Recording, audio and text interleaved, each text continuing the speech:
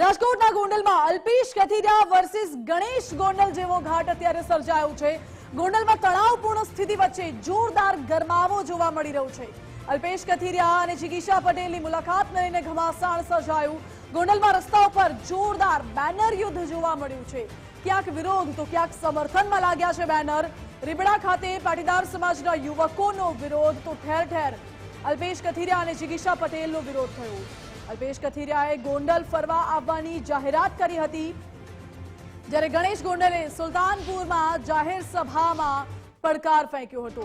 વિરોધનું લોકશાહીમાં સ્વાગત છે તેવું અલ્પેશ કથિરિયા બોલ્યા અને વધુમાં એવું પણ કહ્યું કે ગોંડલમાં દર્શન કરવા માટે આવ્યા છીએ। ગોંડલમાં તમામ લોકો ભયમાં છે।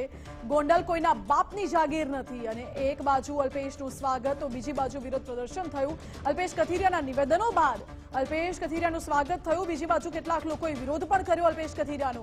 ગોંડલમાં અલ્પેશ કથિરિયા આવતા વિરોધ કરવામાં આવ્યો છે। ગોંડલમાં ખરેખર મિર્ઝાપુર છે તે સાબિત થયું છે। આ શબ્દો અલ્પેશ કથિરિયાના છે। કે જે રીતે ગાડીઓ પર હુમલા કરવા, પાડવાથી માણસો દ્વારા કામ કરાવવું, ગોંડલની બહારથી પણ એવા અસામાજિક તત્વો બોલાવ્યા છે। અમે અમારો કાર્યક્રમ આગળ શરૂ રાખીશું, જે થાય તે જોશું। આગળના કાર્યક્રમમાં આશાપુરી માના દર્શન કર્યા છે। હવે અમે પ્રમુખ સ્વામી BAPS મંદિરે દર્શન કરીશું। ત્યારબાદ આગળના રૂટમાં ગોંડલની જે કોઈ પણ નામચીન આપણા વડીલો છે, ઐતિહાસિક ભૂમિના જે નરબંકા છે, એમને ફૂલહાર કરીશું, એમનું સ્વાગત કરીશું, એમના આશીર્વાદ લેશું અને અમારી જે અહીંની ટીમ છે એ લોકોને મળી અને આગળનો કાર્યક્રમ આજ સાંજ સુધી અમે, જ્યાં સુધી દરેક લોકોને મળી ન શકાય, દરેક પ્રતિમાઓ જઈ ન શકાય, જે નામચીન ગોંડલના ચોકો છે એ ચોકોની પણ અમે મુલાકાત। રાજકારણ કોનું ક્યારે ચાલશે એ તો 2027માં નક્કી થશે। અત્યારે કોઈ રાજકારણનો સમય પણ નથી, પણ એની જે બોકલાહટ છે, જે ભયનો માહોલ જે લઈને પબ્લિક બેઠી છે ને આજે એના અંદર ભયનો માહોલ જોઈ અને અમને ખૂબ ખુશી થાય છે।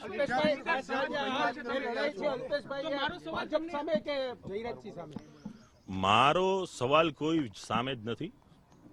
મારી એક જ વાત છે કે કોઈ પણ વ્યક્તિએ કોઈ પણ નાના કે મધ્યમ વર્ગના વ્યક્તિને દબાવી અને પોતાનું શાસન ન કરવું જોઈએ અને આ કોઈ પણ કારણોસર અમે ચલાવી નહીં। જોયું ને તમે લાઈવમાં જ જોયું છે, ગાડીઓ પર હુમલા થાય છે। જોઈ લીધું કે જે રીતે ગાડીઓ પર હુમલા કરવા, પાડવાથી માણસો દ્વારા કામ કરાવવું, ગોંડલની બહારથી પણ એવા અસામાજિક તત્વો બોલાવ્યા છે। અમે અમારો કાર્યક્રમ આગળ શરૂ રાખીશું, જે થાય તે જોશું। કાર્યક્રમમાં આશાપુરી માના દર્શન કર્યા છે। હવે અમે પ્રમુખ સ્વામી BAPS મંદિરે દર્શન કરીશું। ત્યારબાદ આગળના રૂટમાં ગોંડલની જે કોઈ પણ નામચીન આપણા વડીલો છે, ઐતિહાસિક ભૂમિના જે નરબંકા છે, એમને ફૂલહાર કરીશું, એમનું સ્વાગત કરીશું, એમના આશીર્વાદ લેશું અને અમારી જે અહીંની ટીમ છે એ લોકોને મળી અને આગળનો કાર્યક્રમ આજ સાંજ સુધી અમે, જ્યાં સુધી દરેક લોકોને મળી ન શકાય, દરેક પ્રતિમાઓ જઈ ન શકાય, જે નામચીન ગોંડલના ચોકો છે એ ચોકોની પણ અમે મુલાકાત। કોનું ક્યારે ચાલશે એ તો 2027માં નક્કી થશે। અત્યારે કોઈ રાજકારણનો સમય પણ નથી, પણ એની જે બોકલાહટ છે, જે ભયનો માહોલ જે લઈને પબ્લિક બેઠી છે ને આજે એના અંદર ભયનો માહોલ જોઈ અને અમને ખૂબ ખુશી થાય। કોઈ પણ વ્યક્તિએ કોઈ પણ નાના કે મધ્યમ વર્ગના વ્યક્તિને દબાવી અને પોતાનું શાસન ન કરવું જોઈએ અને આ કોઈ પણ કારણોસર અમે ચલાવી નહીં। અહીંયાના સ્થાનિક જે ધારાસભ્યો છે એમની પાસે પાવર છે સત્તાનો, કંઈક ને કંઈક એનો દુરુપયોગ થઈ રહ્યો એવું સ્પષ્ટપણે લાગે છે। આજે પોલીસ તંત્રને પણ ઘણા વર્ષોથી ખિસ્સામાં રાખીને જ આજે આ ગોંડલની જનતાને દબાવવાના પ્રયાસ થયા છે, ત્યારે આ પ્રકારની ઘટના એ કોઈ નવીન નથી। તો એમના સંસ્કારો છે, એટલા માટે થઈને સુરત છેકથી અહીંયા સુરત સુધી, ગોંડલ સુધી અમારે લાંબુ થવું પડ્યું છે। એટલે એ વિશે તો વધારે વાત કરી મને યોગ્ય લાગતી નથી, પરંતુ જ્યારે આ લોકો સંસ્કાર અને દૂધની વાત કરતા હોય ત્યારે એમણે પોતાના સંસ્કારે છડેચોક જાહેર કર્યા છે, એ આપ બધાની સમક્ષ છે। ભારતીય જનતા પાર્ટીની વાત જ નથી, રાજનૈતિક કોઈ વાત જ નથી। આ તો અહીંયા જે 18 વર્ણના સમાજને દબાવીને જે પ્રકારની રાજનીતિ કરવામાં આવે છે એની સામે અમારો અવાજ છે।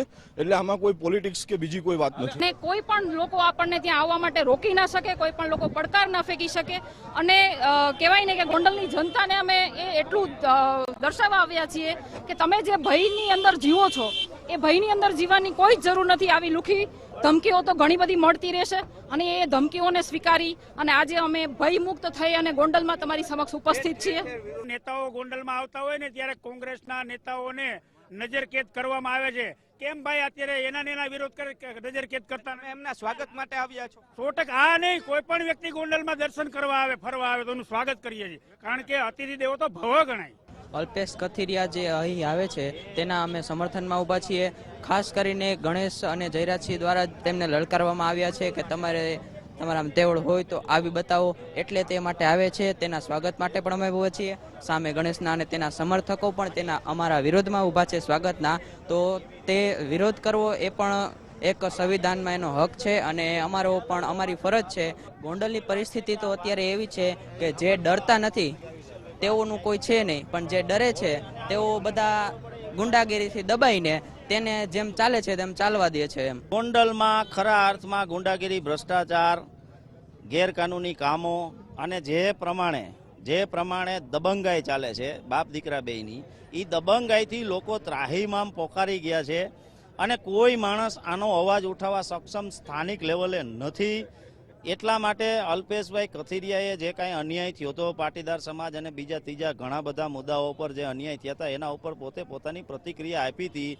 તેનાથી ગભરાઈ જઈ અને આ બાપ દીકરાએ બેએ આને પડકાર્યા છે અને અહીંયા લલકારીને બોલાવ્યા છે. એટલા માટે કે બીજો કોઈ ભવિષ્યની અંદર ગોંડલની એની મનસૂબી પ્રમાણે ચાલતી વ્યવસ્થામાં કોઈ અવાજ ન ઉપાડવા માટે ગુજરાતભરમાંથી કોઈ નવો ચહેરો ન જાગે એવા આશયથી આ વિરોધ પ્રદર્શન કરવા માટે અને એને લલકારવામાં આવેલ છે.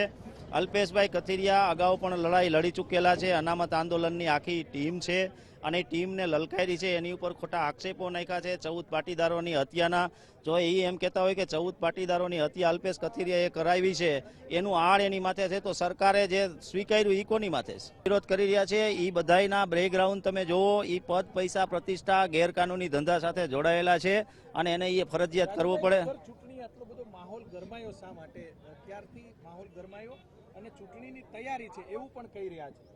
કોઈ ચૂંટણીની અહીંયા તૈયારી નથી. માહોલ ગરમાવા પાછળનું ખાસ કારણ એ છે કે આ બાપ દીકરા બેયને કાયમીને માટે ભય રહે છે કે અહીંયા કોઈ વિકલ્પ ઉત્પન્ન થાય, અહીંયા કોઈ એવી વ્યવસ્થા જે અમારી છે એને કોઈ તોડવા વાળું ઊભું થાય, એટલે વારંવાર આવા કરી અને લલકારતા પડકારતા હોય છે. પણ આ વખતે એને ખોટી જગ્યાએ હાથ નાખ્યો છે.